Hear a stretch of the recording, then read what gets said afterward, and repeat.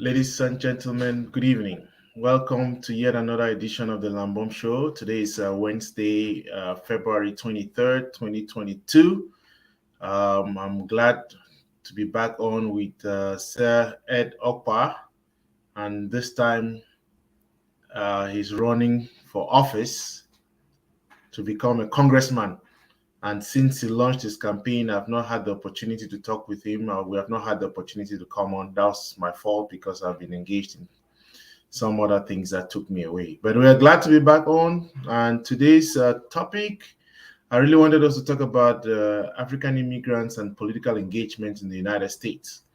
In our multiple engagements, multiple shows that we had over the last year, so Okpa had talked about, most of the time we don't get involved. By we, I mean African immigrants, on how to change that because we are looking at presidential elections most of the time. But all politics is local, and I'm glad to have him. This is going to be his second political. I mean, he ran for mayor of Dallas twice. He did not win, but he did not lose. He'll tell you that. And now he's going on to the 32nd district of Texas in Dallas. So we'll hear about what motivated him, why is he going into it, and then get into the general piece. So, welcome. Oh, thank you for having me. Thank you. It's been a long time. So, how is the campaign? What is motivating you to become a congressman? Well, I mean, I've always wanted to run, so everything is timing. So the opportunity to do it came this time, and I decided to do it. Well, I know that you are part of the political elite in Dallas and Texas because that's in general it's a Republican stronghold. And I don't think you are just switching parties because you have always been a Republican. You have had Republican presidents, and you have hosted them, and you have done many things for them. So I'm wondering at this point, do you factor what party you belong to before running? Did you make Oh that no. calculus? I've never had a doubt in my mind, and I have supported Democrats, friends of mine, but I have never voted in I've always voted in the Republican primary. I'm a Republican before I even came to America. I didn't come here and learn that, became a Republican. What I mean by that is the value system, that the party talks about or stands for. That's what interests me. I mean, the Democrats are the Democrats, and they have their own values. But when you are black, you're African, there's this perception that you're supposed to be a Democrat or you are a Democrat. For those who fall into that classification, that's their thing. Even if I live in Maryland or California, I'm still not going to change. I'm not doing this, like a swing thing, because it's a dominant political party there, So I joined, I'm a Republican because of what the party stands for. So always going to be room for improvement. But that's why I wasn't going to run. I wasn't going to run in the Democratic, primaries. I mean, you mentioned something there about Africans tend to be democratic. So, what is it about the Republican Party that's so? I mean, you talk about the value system, but I mean, Well, Africans oftentimes do things based on what they think everybody else. Most Africans don't want to offend anybody. That's why you have whatever you have in the country, because let's not offend this person, and they join, so they come to America, by default and design. They still have that sort of attitude. We are here. Africans do this we thing. We are Democrats. I'm like, come on, don't throw that blanket. You know.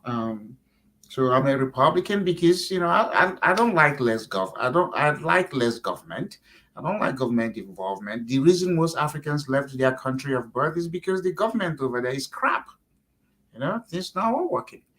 You come here for liberty. I've been in America 30 something years. I've been self-employed for 32 years because liberty and freedom is giving me the opportunity to do what I want. About taxes, the more money I have in my pocket, the better for me, as opposed to the government to do, having the money to spend on my behalf. So, the Democrats are by, we'll do it for you, we'll take care of you. The Republicans are saying, no, the individuals have to do it for themselves. We have limited government for certain things. We still need government, but we don't need government to tell us, certain things, the schools we attended, what we need to study and how we need to study it, and, abortion or no abortion, medical, take vaccine, not take vaccine, all this sort of something. It's something that personally offend me. Most people think, maybe America's not where I learned about politics. I came from that background. The first time I voted in my life wasn't in America, it was in Nigeria, in the 1979 election, because at that time I was of age to vote. Um, and my father never told me who to vote. I voted for whomever. I have never fallen into that category of we stuff. We have to do it this way. That's why when I came to America, when people told me, oh, you couldn't get into certain things, I did it by myself. I never sought anybody's counsel. I championed my own cause. So that's why I'm where I am. The Republican Party is not a perfect party, but it's the party I prefer over to the other ones that is out there. And I mean, again, respect your choice. Limited government. There's a lot that we can unpack there. Let's talk about the region. So the region where you are is in Dallas. Dallas is wide.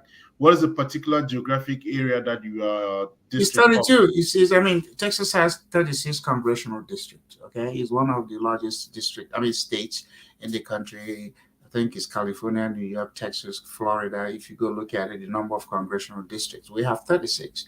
So I am running in District 32, which is where I live in Dallas. When you run for Congress, you don't have to live in the district, but I live in my district. Um, so that district, you can Google it. You just go on the Google and say, "Hey, Texas Congressional District number 32," and that map will pop.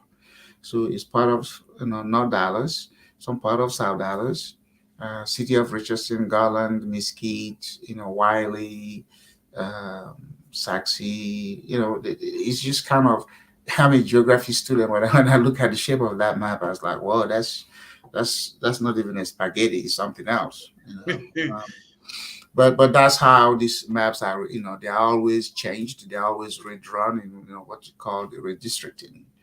So, but that's where we are. It's got everybody in it. It's got white. It's got black. It got brown. It's got Asians.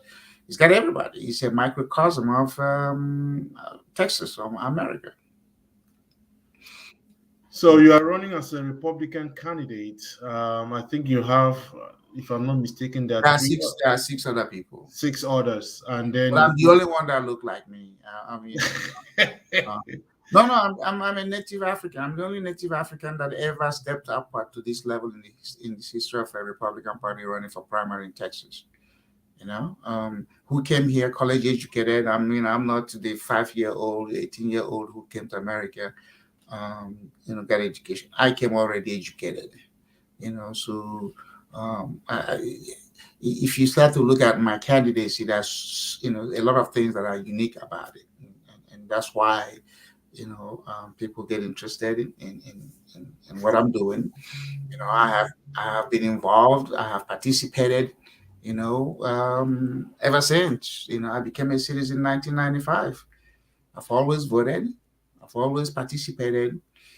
Going out there to listen, and I don't have any degree in political science. I love where I live, and I like to be aware of what issues affect me or surround me.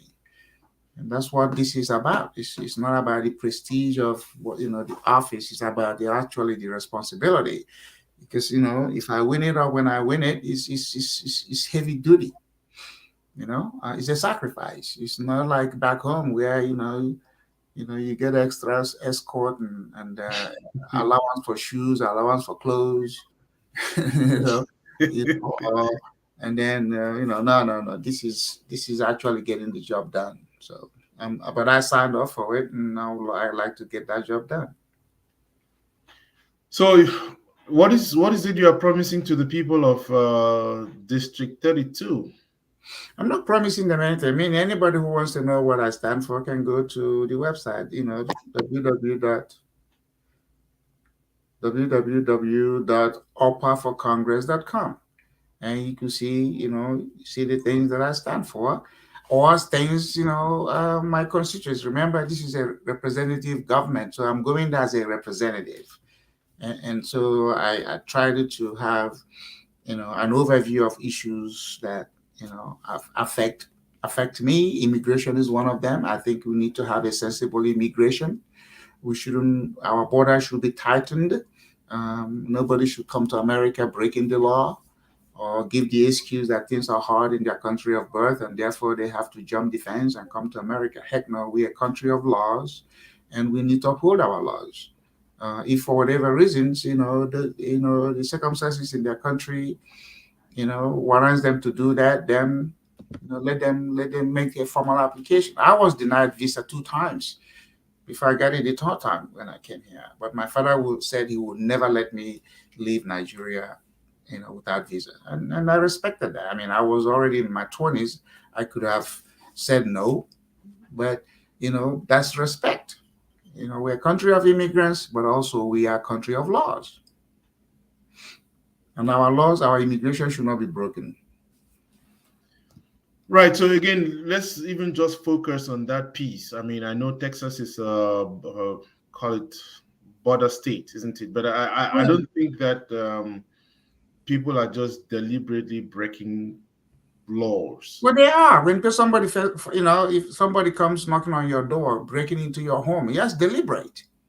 Well, I mean, how else do you look at deliberate, being deliberate in their act?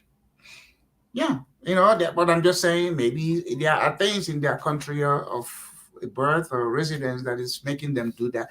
But that's just like saying, oh, in Dallas, in America, okay, I'm homeless. Therefore, I'm going to break into the home of somebody because I'm hopeless.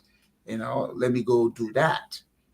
I mean, we it's like we allow other people to come in here breaking the laws, and then our own homelessness. We just say, oh, let's go find them shelter. Let's let them live their life freely. Like in California, you are allowed to be homeless. So no, I don't think people should come to America, illegally. If there are certain reasons that make them do it, then fine. There's a penalty for doing that. I mean, there are many people who have immigration issues who came to this country legally, isn't it? And Only I if you think can, the yeah. system is broken. It's a No, no, broken. no, no. You came legally and you decide to know you are in violation. You're in violation. You came as a visit, you came to visit, and then your visa expired and you decided to become, to change it. You are illegal. You are illegal. Now, where I'm trying to again, where I'm going to with this is, I know that the immigration system in the United States is not a perfect one, but I know also that because of the laws that are put in place, there are too many people. Let me give you an example. There are at least 4,000 African immigrants who are held up in immigration. They have not been able to go before a judge. They have not been able to make their asylum cases before any asylum officer. That is not because they wanted Asylum it should be all. made before you enter, not after you enter. Asylum should be made before you enter. And then let me even tell you, those refugee things and asylum things were done, way back in the 40s and 20s when the world was being was colonized and people fleeing for whatever reasons, the World War and all of that stuff. But now, it's no longer every country is governed by somebody who is indigenous to that country. So if, for instance, the Nigerian government or Cameroonian or Liberian or Mexican governments are mistreating their people and they're forcing them to leave, it's not America's responsibility to take them. It's not. They should fight back their country, and try to make sure that, hey, when they go by choice and not to be forced out. I mean, that's their country. You are born there, you have a natural right. I mean, I have rights in America as by naturalization. My kids have my kids have it by birth. So you could never deport them. because they are here. But for me, I can be deported if I violate certain things about that citizenship. But what I'm saying is that's the justification that, oh, things are hard in my country is why I'm coming. Is no reason to come to America. Yeah, but Mr. Okpa, I agree with you. I mean, I don't think that economic migrants, that should be a case that people should make, because then everybody would want to come to America. Which country doesn't have that? I mean, but I think there are people who have genuine reasons why they are running away from whatever is happening. But you mentioned something here, that asylum should be done before they get in. How would that work?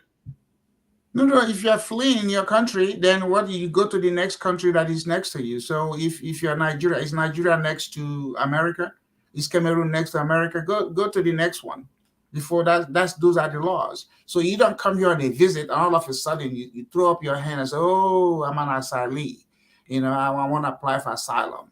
I'm a refugee. Do all of that stuff." Yeah, because the lawyers are going to take your money. They take your application. That's why the courts are clogged. I have an immigration, idea I want to introduce as a legislation. When you do that, when you violate the law and you come in here, instead of you getting, because we want to identify everybody that is in America and give them the proper, legal status. Okay, but because you violated the American immigration law, you will never be a citizen. You have a green card that allows you to live here permanently, but you will never get that blue passport. Now, your kids can, and your kids can never, again, that's part of the law, apply for you to change status, because we have to penalize you for violating the law. Okay?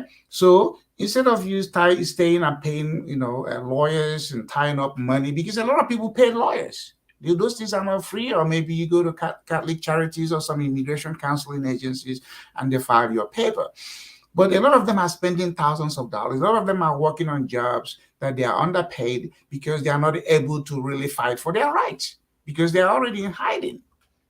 So what I'm saying is, okay, we have 11 or 12 million of them, no matter the number is. Let us advance them to the level of legitimizing their presence. Give them the green card, charge them a fee for each year they have been in violation. So if you came here 5 years ago, whenever you came and your passport, your visa expired, so we start to count you for that year. We say you pay a certain fee, okay, $1,000 a year for the number of years you have, and we cap it, okay. It shouldn't be more than 20 or whatever thousand. You pay that fee, and then we issue you, a green card that is specific for that. You get your Social Security, you can get a job, and you get all of that. But to penalize you, you will never become a citizen.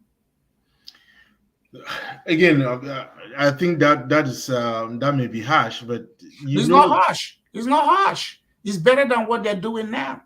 I agree, but why would you want to advance me to a point where I'm just because you came in, you violated our law.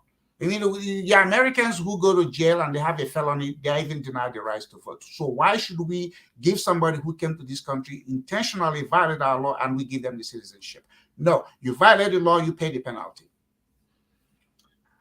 I think that many Africans will disagree. Let them disagree. You have a choice. You go back to your country. Go back to where you came from. This is better than what they're facing.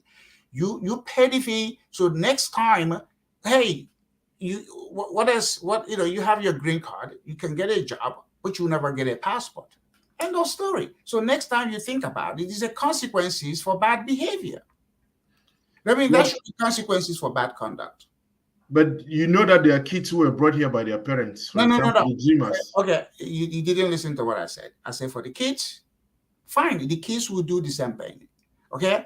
The kids will do, provided you are born here.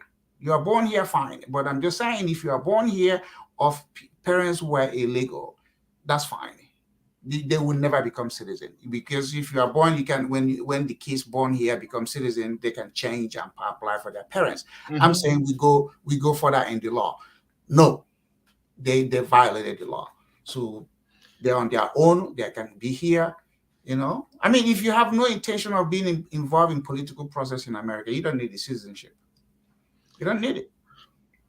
But again, I don't think that most of your constituents are I don't think. No, most of my constituents love it. I am not doing this thing to make everybody feel good. I'm about the law. I told my family members, if you come to America and you violate it, I'm the first to turn you in. Okay? No. I can't. Did you listen to my story? I was denied visa 2 times. My father was a chief at the time. He could have called his friends and got me a visa. He said, you keep going until you get it. And I did. I don't like to violate anybody's laws. If I come to your home, you don't smoke, and then all of a sudden I'm puffing cigars, okay, well, let me do it for the first time. No. If I tell you I don't smoke in my house, you do it, I kick you out. Whether you're my father, my mom, or my sibling, I kick you out. We're supposed to start to respect people's laws and rules, because that is what is going to give us the sort of society we have. It's not going to be free for all. Okay? I don't do certain things. You come in, even in my car. When I was dating, before I told my wife, I said, nobody eats in my car. And if that's going to be a problem of us dating, she said, oh, shoot, you don't even eat in my own car. We had an agreement. So today, our cars, even when my kids were growing up, if they're hungry, I pull over. You eat your McDonald's, wipe your mouth before we get back in the car. So you don't go in there having milkshake and fries and all this other stuff. You have to have a discipline in order to live a certain life. And I think, go ahead. What if the laws that are in place are the reason why the people are not able to come up to speed? Because I think the immigration laws currently are inherently racist, isn't it? No, it's not racist. I mean, hey, am I white? No, you are not, but you are just a lucky one. But what I'm not lucky. No, don't say lucky. When I work hard on stuff, it's just like I go to school, I go to Harvard and I apply and I pay. Somebody say lucky. No, I paid for it. Okay? So there's nothing lucky. Lucky, you know what is lucky? I never applied for visa. And I sit in my home and then boom, I pray to Jesus. And then I go there and then there's a visa. And then, oh my God, I never bought a ticket. Boom, there's a ticket to go to America. That's luck. That's miracle. It doesn't happen. I think a lot of us, overlook this fact that you have to be persistent. You have to know the process. And they think, oh, luck. That's no luck. Luck only happens when you are prepared. Okay? So by luck, I did not mean that kind of. What I mean by being lucky is the time you came in, the laws at the time, immigration laws and all that. No, we were the first set of people. They started the 2-year temporary cards, and then you come back and then you do the permanent. We were the ones, they will separate you and your spouse and ask you, are you guys really married? What did you do last night? What's the color of the underwear? We were the ones. But because I believe in the process, I did it right. Well, again, immigration is just one of the issues. I'm just telling you, because when I get in Congress, I will be somebody they would care, because I came as an immigrant. Okay? I'm able to have a conversation that will make sense. You come in here, you get visa, okay? If you get visa, the visa allows you a certain period. If you stay beyond that period, you are in violation, okay? You're in violation. So if you decide to stay, then we have to create a path for you to stay, okay? But if you came illegally, that is, you didn't even have visa, you just broke into the system, if we catch you, we should throw you out. Because America is our home and nobody wants their home to be broken into. Whether you're African and anybody else, let us begin to respect. Go. Let me go to Cameroon, okay? Cameroon, next door to Nigeria. And you think I'm going to be over there asking them to do what? They will bundle me, put me in a box and throw me out. Didn't Nigeria kick Ghanaian people out in the 80s? Didn't Nigeria do that? Yeah. So what are we talking about?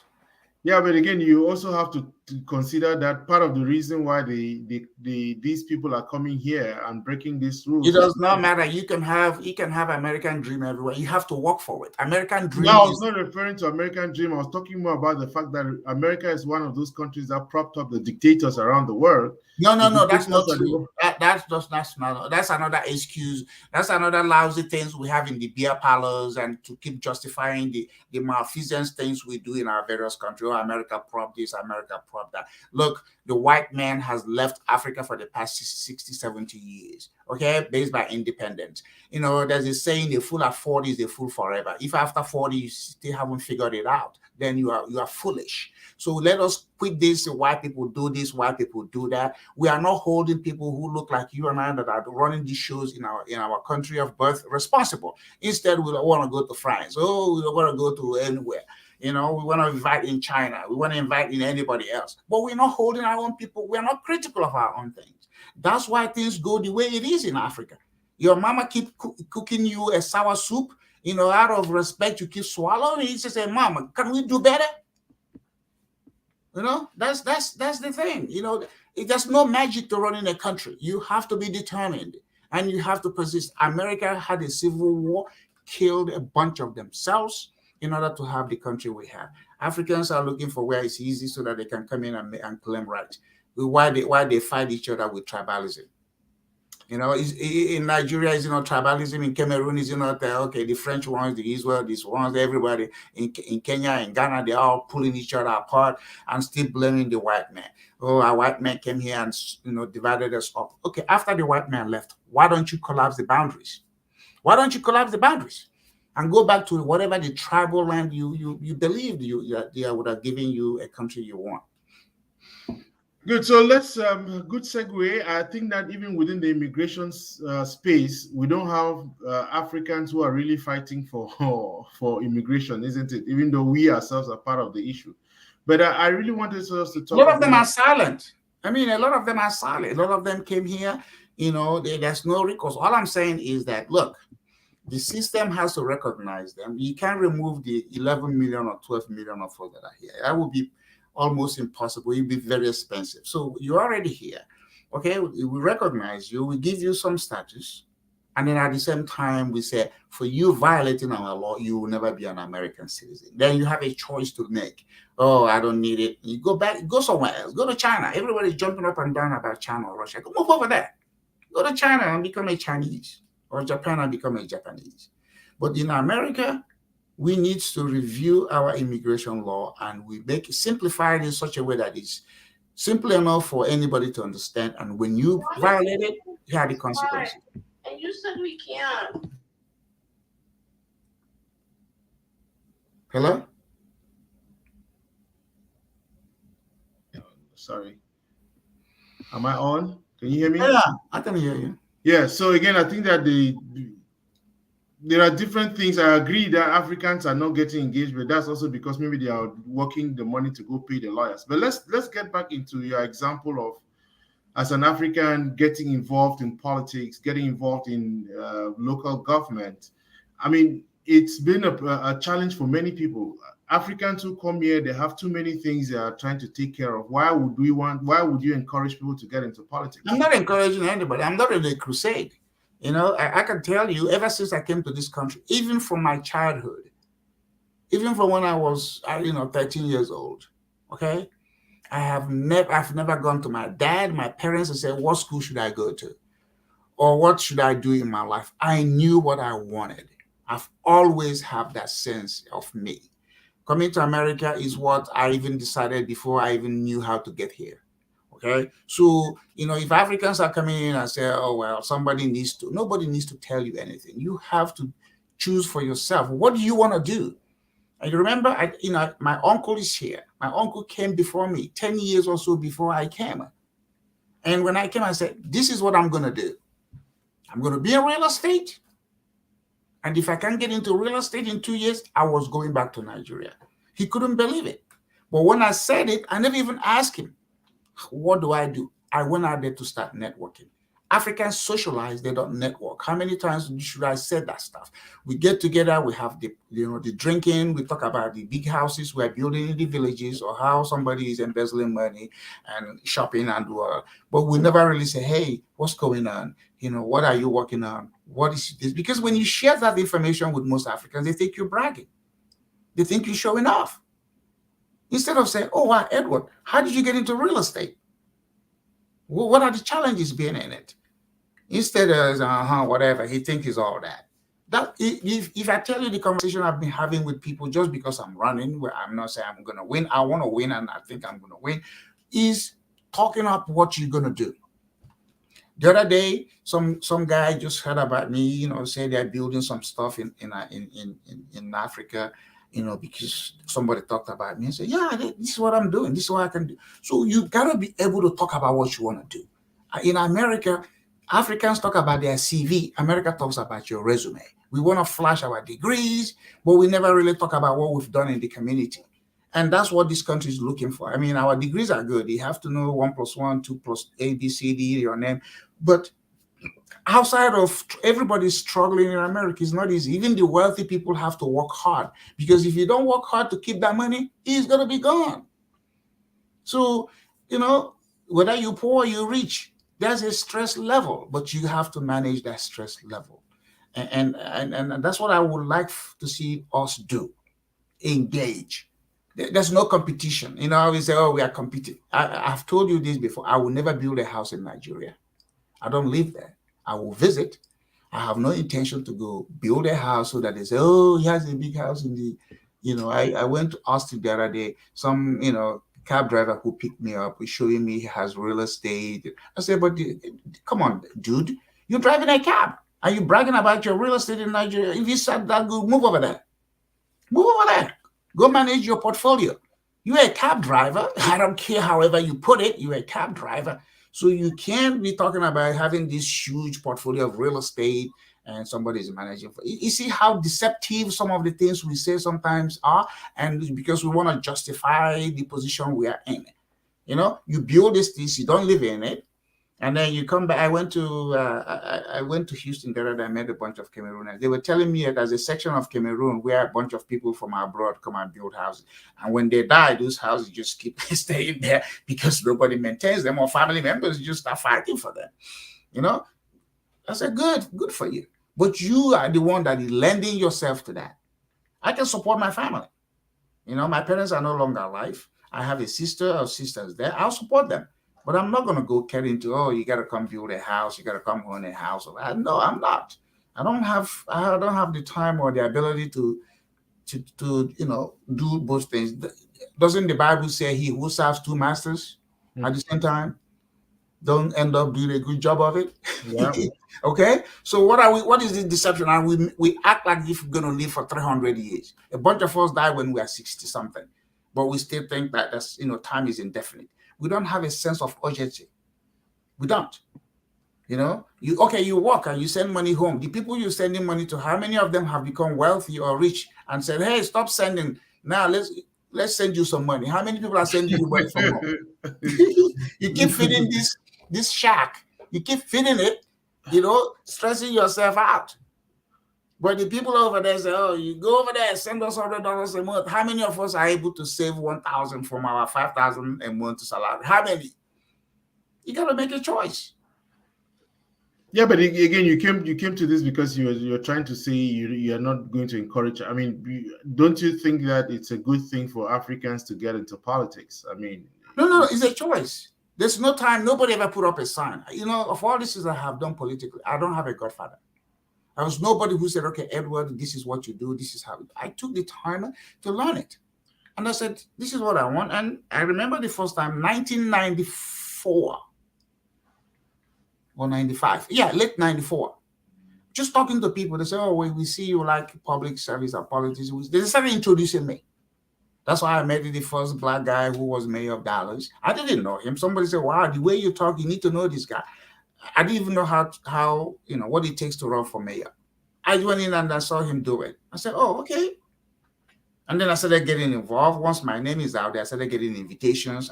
It takes time. But let me tell you, Lambert, if you're not self-employed, you can't do what I do. Because it takes time. You know what I mean? If you're 8 to 5 guy, if you're 8 to 5, you can't come back from, after, having, 8 to 5 and then you got to do stuff. No, the reason I do what I do is because I'm self-employed. I can choose to go anywhere. And I'm being invited to go to Guyana, on a trade mission. After this election, I decide 3 days, boom, I'm gone. I don't need a supervisor. I don't need to have a vacation time. So you have to prepare yourself. So a lot of people want to do it, but a lot of people are not in a position to do it because of their own job and economic situation. So it's because I've been self-employed since 1990. I'm able to do the FBI Citizens Program, Police Citizens Program, travel with the mayor, do all of those things and still do my business because what I do is driven by assignment. If I have an appraisal work to do or real estate work to do, it is time stuff. I do it and then I go. In Nigeria, I've been in Nigeria 4 times in the past 6 months. Because, in fact, the last trip was 2 days in Nigeria. Can you imagine that? I got in there on a Friday, did what I need to do on a Saturday. Okay? Sunday, I turned back. I was back in Dallas on a Monday. Wow. Yeah. That's interesting. Because I can afford it, and then I have the time, both resource and time.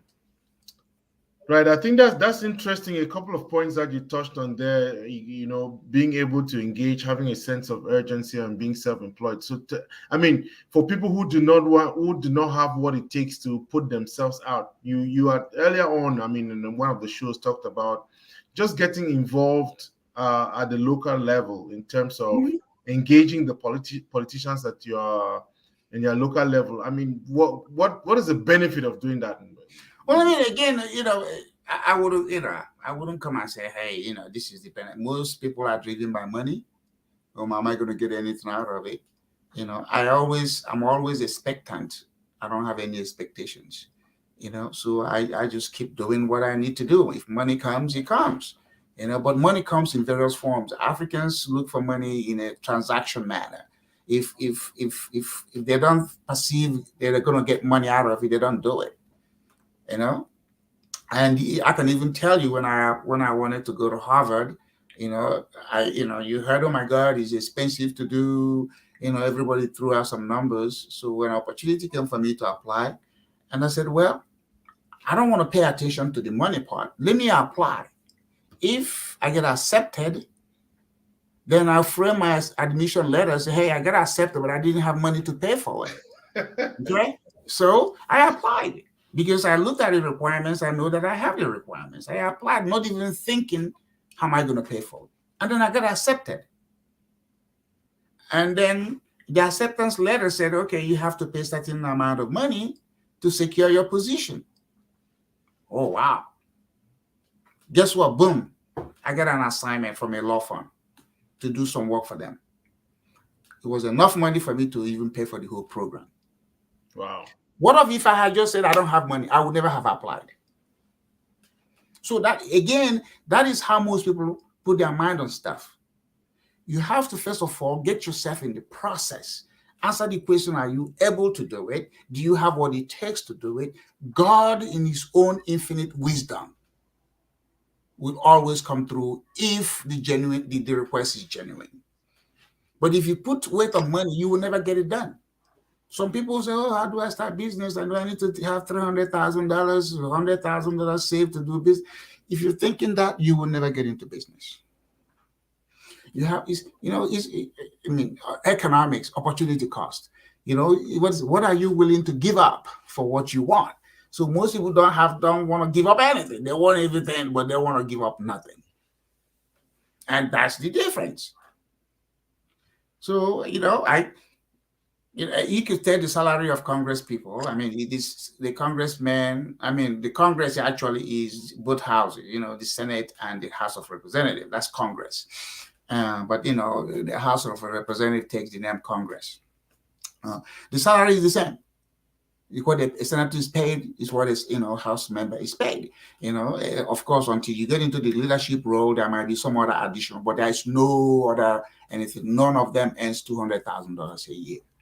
There are Africans there that can make that in a week or whatever they think they make. And that's fine with them. But are they willing to give that up in order to go be city council member where they're paid, based on number of meetings they attended, or school board members when oftentimes you're not paid, or serve on the state commissions and boards when oftentimes you're not paid except for expensive of travel and stuff like that. So these are the questions the individual has to answer. Are you willing to do this? I serve on the state board. I'm not getting paid salary, but anytime I go there, I feel that I'm doing something for my state. Anytime I have a conversation about the agency I serve on the board and what I think needs to happen or what they are doing, there's a vote. 100 years from now, you're going to go pull that record. You saw what Mr. Okpa voted for or voted against. Am I getting paid for that? No, but it's a sacrifice, but it's a satisfaction that I'm serving my state.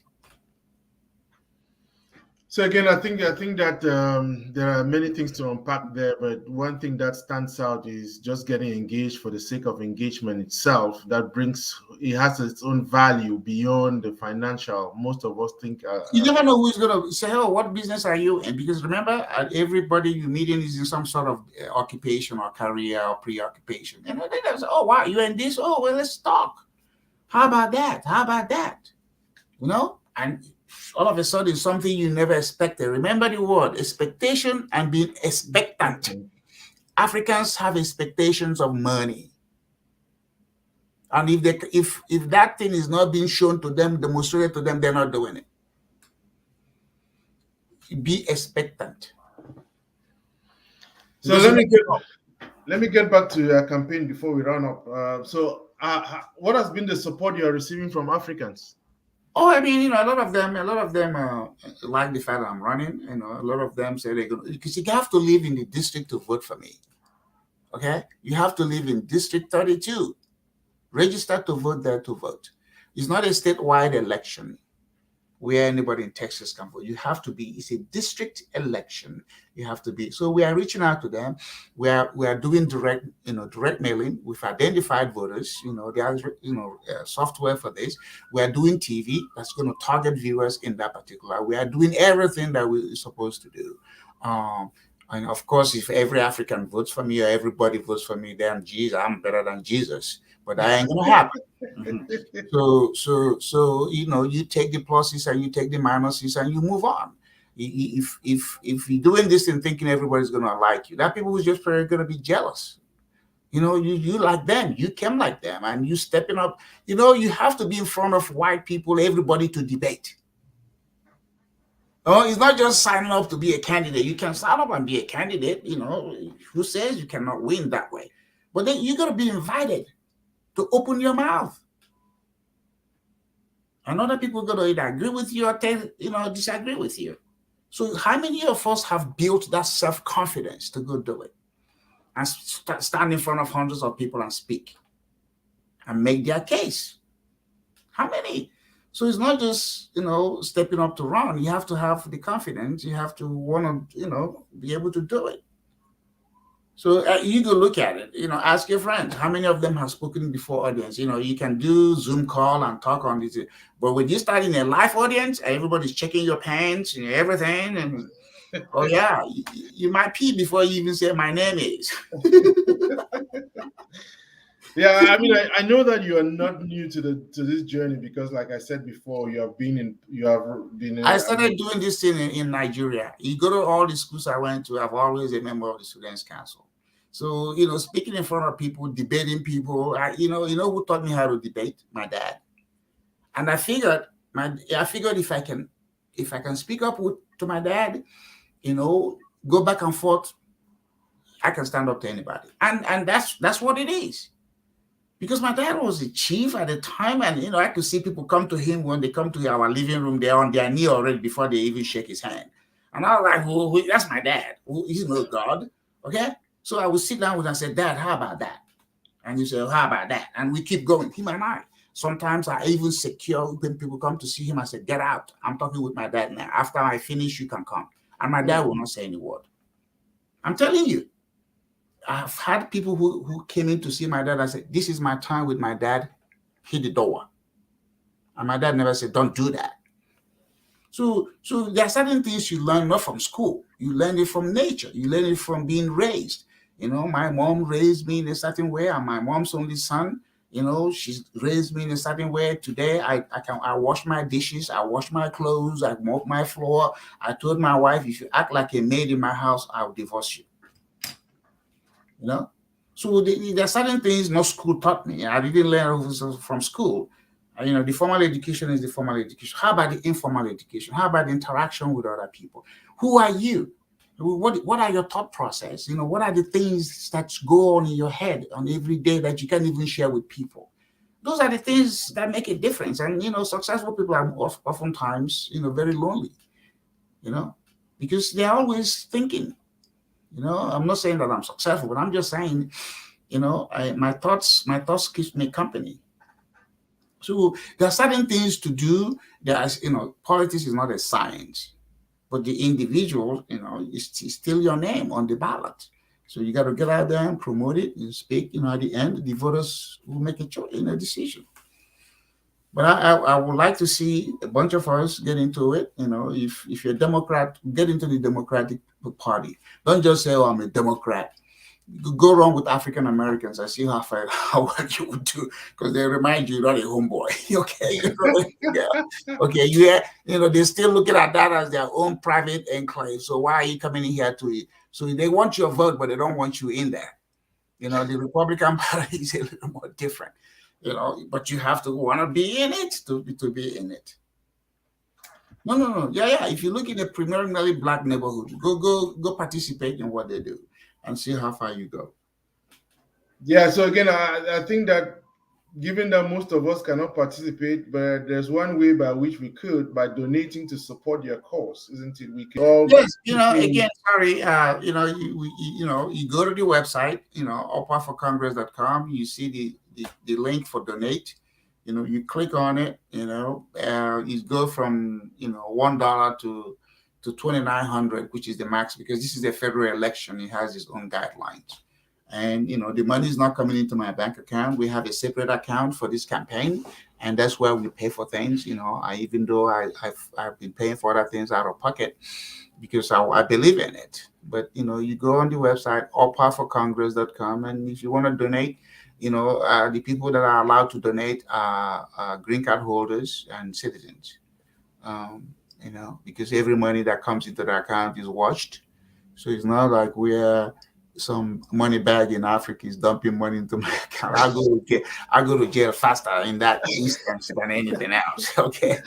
So but money wins an election. Money helps an election. Votes wins an election. And so if you have friends that live in this area, again, Google the map.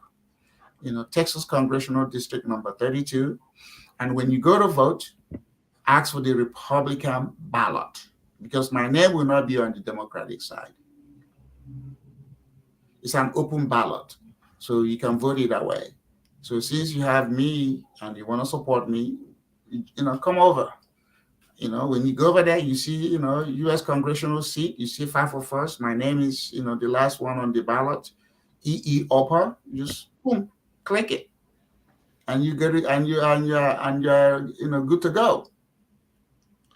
So, like you said, people need to live within that district. I mean, this is a call to action that I'm making for friends, family members who live out in Dallas. I know very many of you belong to different groups.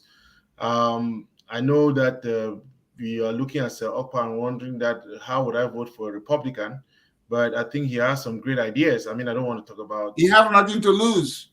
Exactly. In fact, you even have a lot to gain, because when I'm there, I'm not representing what is their name? Only Republicans. I got there on the ticket of the Republican Party, but everybody that lives in my district, I have no discrimination.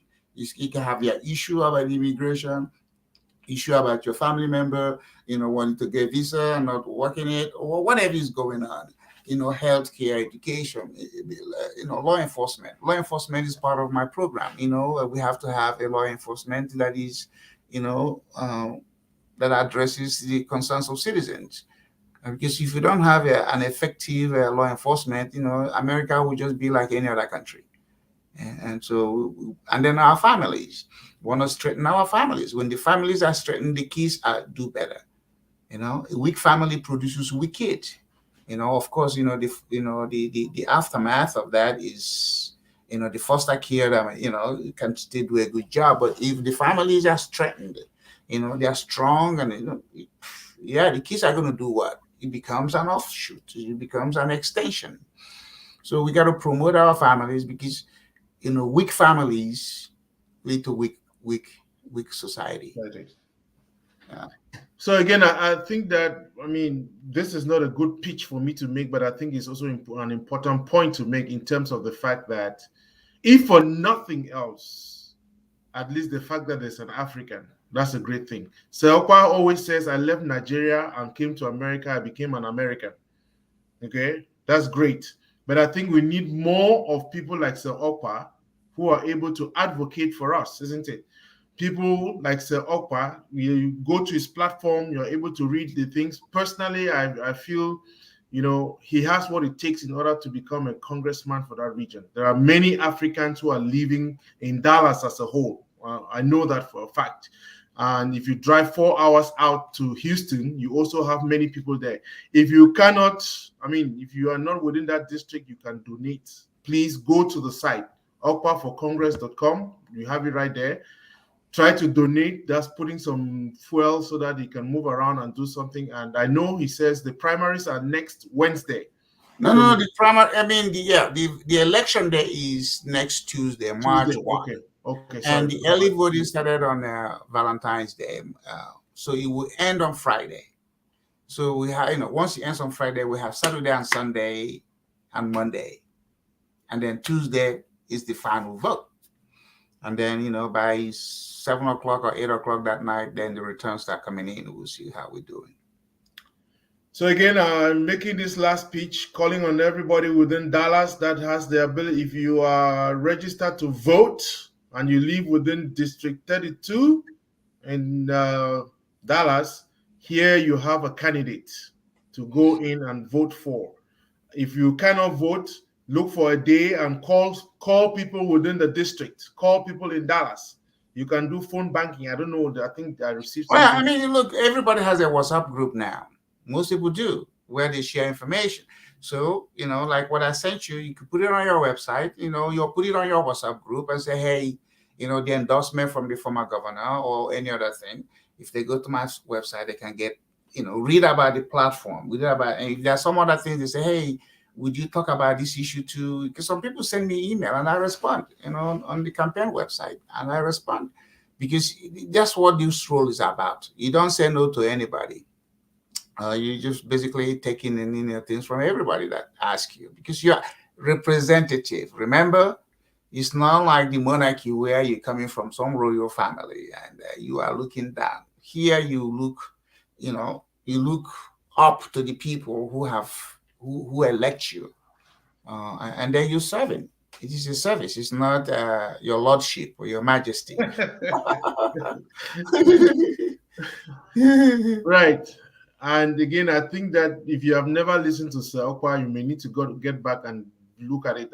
He has a very positive outlook and always trying to challenge, poke, especially those of us who are African immigrants who are just contented with being in America, that we need to go beyond. There's a lot that could be done.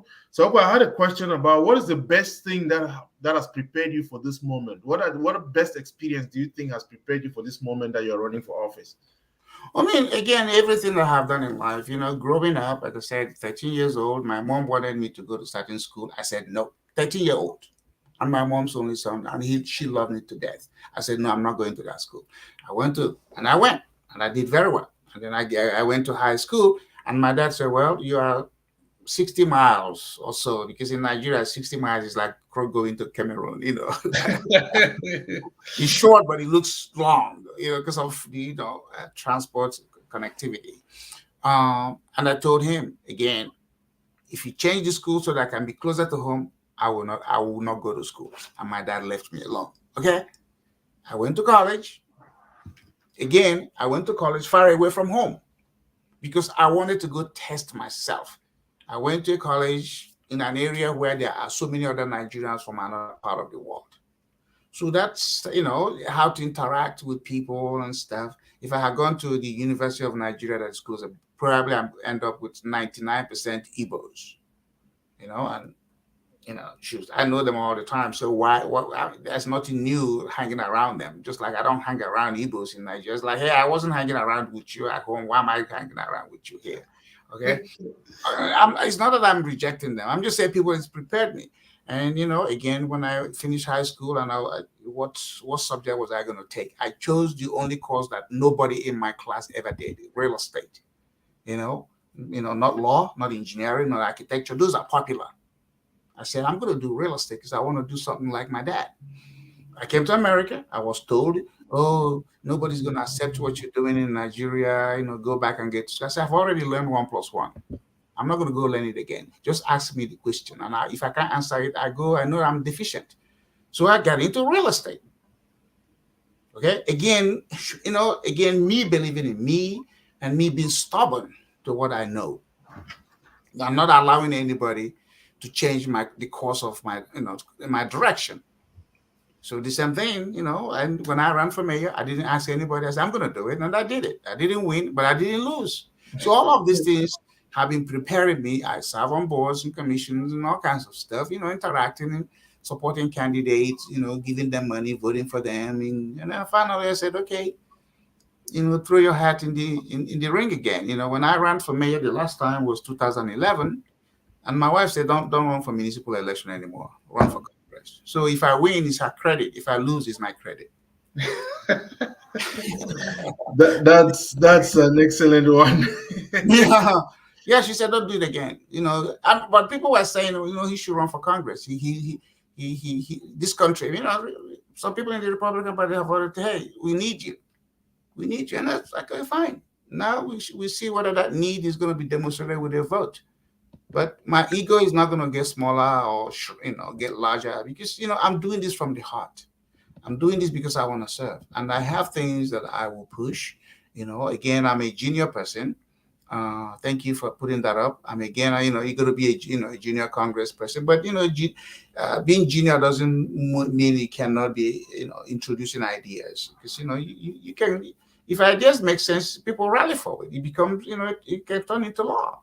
And one of the things I want to do is to give, those who are in this country, that have immigration challenges, the comfort to know that,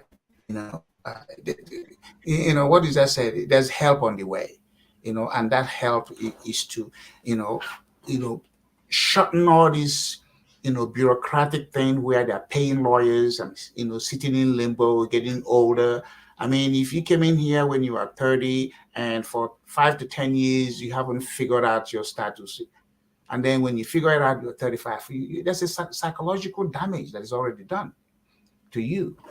So we have to do this thing and said, hey, our own system has broken, but we can fix it by having something that is simplified, but is also very effective. And that is, we should track everybody that is given a visa. Anywhere you're coming from, we should know where you are. And when your visa is about to expire, we send you a text message, hey, you're 30 days to expiration. What do you want to do? So that you are aware.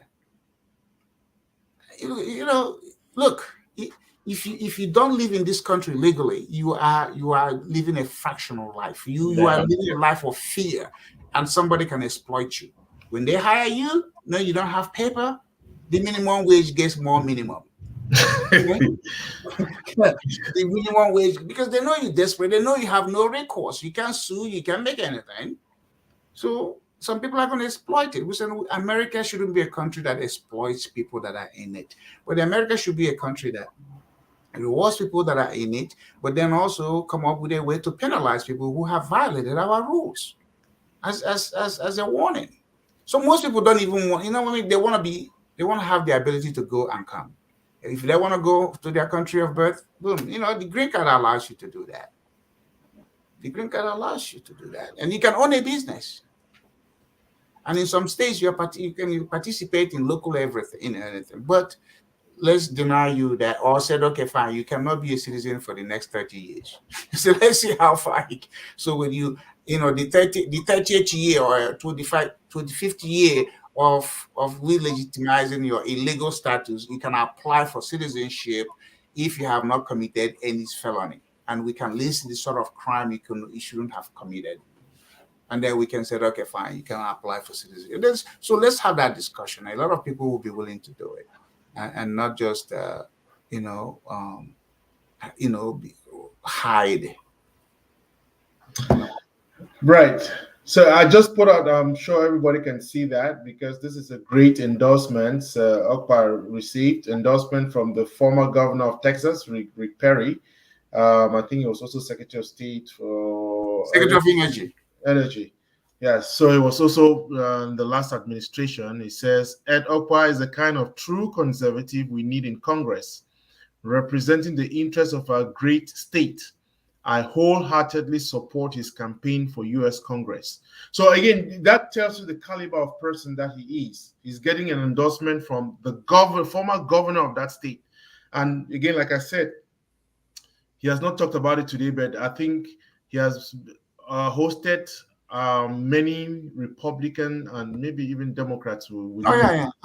So again, I think it's a great endorsement, and we look forward to Tuesday. So they're currently doing the early voting, you said, and then it's going to be early voting will stop on Friday, and then Tuesday we'll get the results and we can begin another phase. Tuesday we'll do the election day. The election. Yeah. Okay. So that day people will come out and vote. That's the final day to vote. Right. So we are 1 week away, and on behalf of this show, I want to wish you the best, and I'm calling on people to come out. I mean, if you cannot go to Dallas, you can at least call people in Dallas, go out and canvass for people to vote within his district. If you cannot do any of that, just go to his site and donate right there. Or send a comment. Send a comment. There's an email.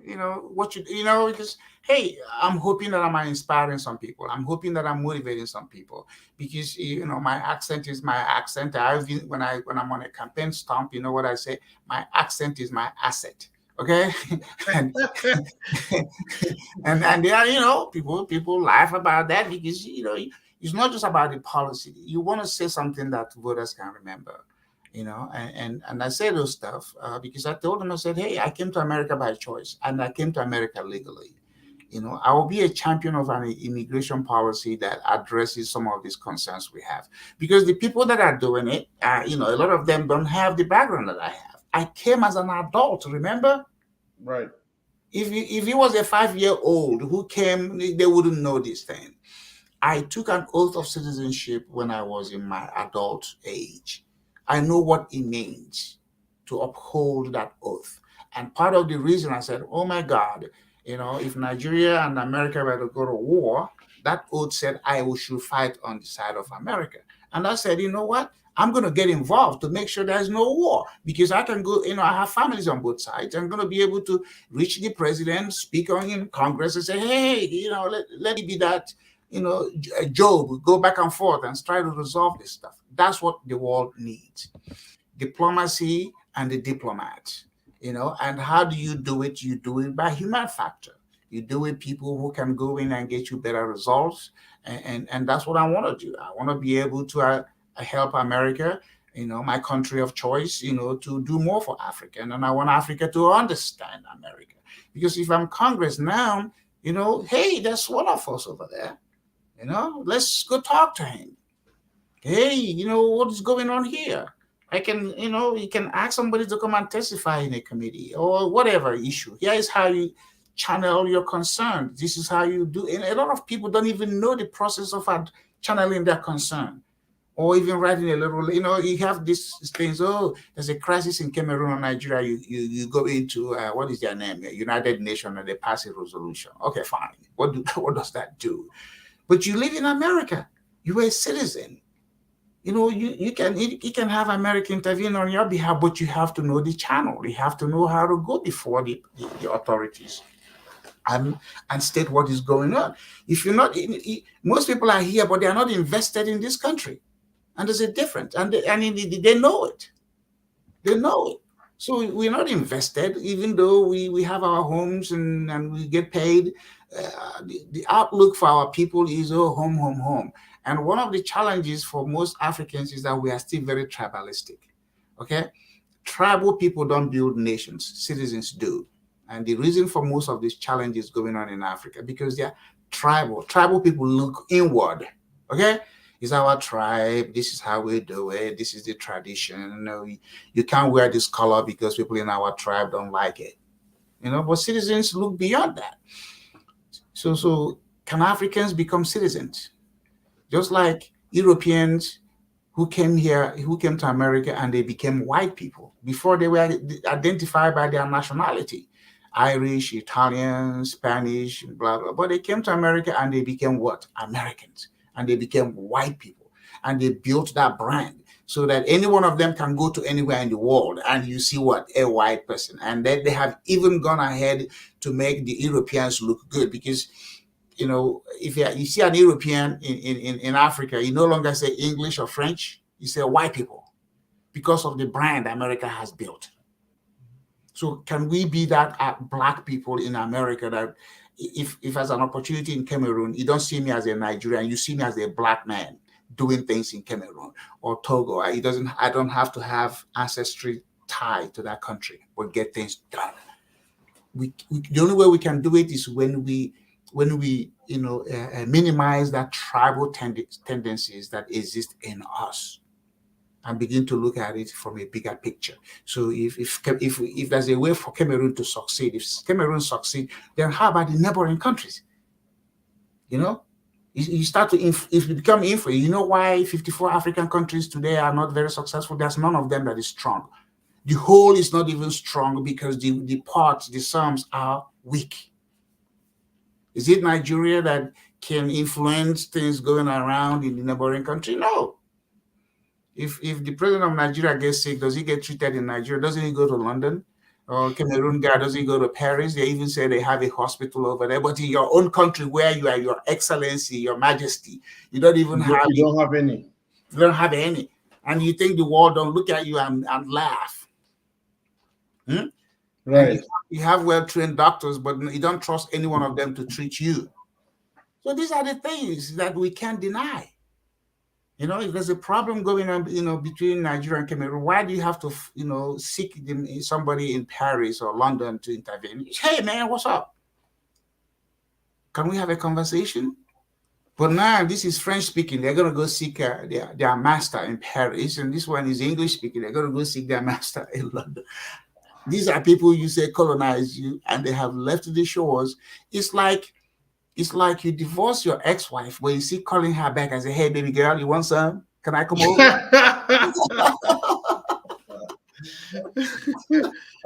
The way you make your ex jealous is that you go find you a new relationship. So that way, when they see that, oh, damn, I thought I was 8, they say, oh, no, you were not 8. I have just moved past you. But if you keep going back and say, hey, come here, then they say, look at you can't do without me. And that is what the African nations are doing. They're running back to people they're accused of colonizing them and dividing them up and still pleading with them to help them out. It's a human nature thing. Oh, sure, I'll help you. I thought you could do it by yourself. I'll help you. And they laugh. During cocktail, what do you think they're talking about? Can you imagine what it is? He's here asking us for penicillin. Okay, we'll get him some of that. And when they give it to you, and they're going to ask for you something in return. But if it is that you don't ask them for penicillin, you are building your own, they'll say, hey, man, how are you doing? You say, who are you? Remember, we used to be, oh, wow, okay, how are you doing? How can I help you? So you are independent nations that are overly dependent.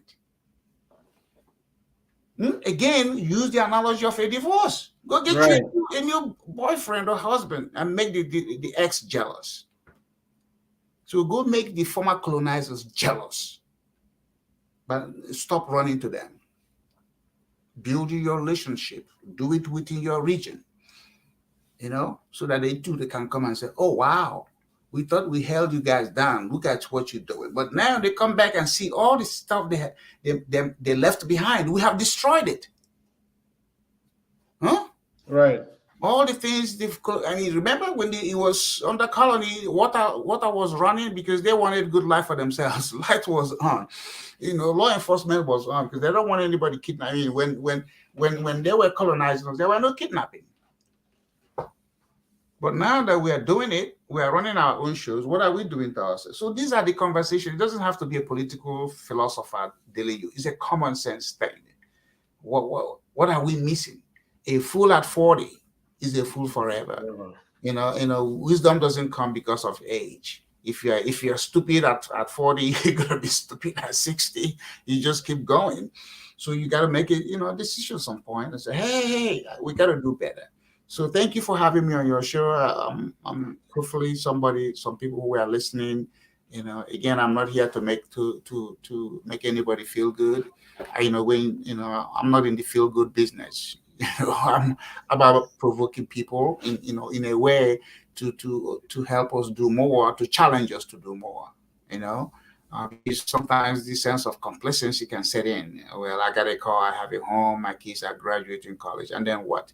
Some of those kids that are graduating college, they're not even coming back home. So you now find husband and wife in their whole so-called big house.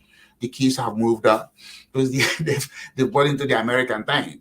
They went to college, they found a job there, or found a boyfriend or girlfriend. Daddy, I'm not wearing that Cameroonian clothes. I'm not wearing that Nigerian clothes. If Obama's father was in his life, do you think Obama would have become president of America? Because he'd be telling him, you are Kenyan. You're Kenya. Remember Kenya? Yes, yeah. You will confuse the kid. So make home where you are. Claim it until sometime, if you want to go to wherever else, you can go.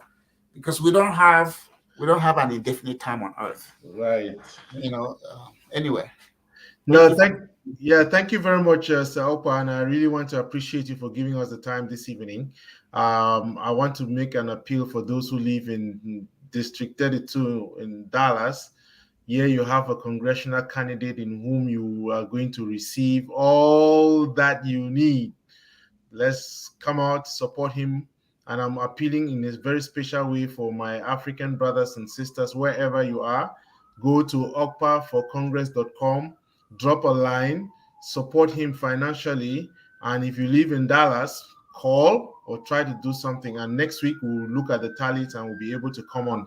I hope next Wednesday you will not be too busy to come back on so that we can talk about the results. Well, again, there's this saying in my village, a chicken does not forget the farmer that gave it an umbrella in the rainy season.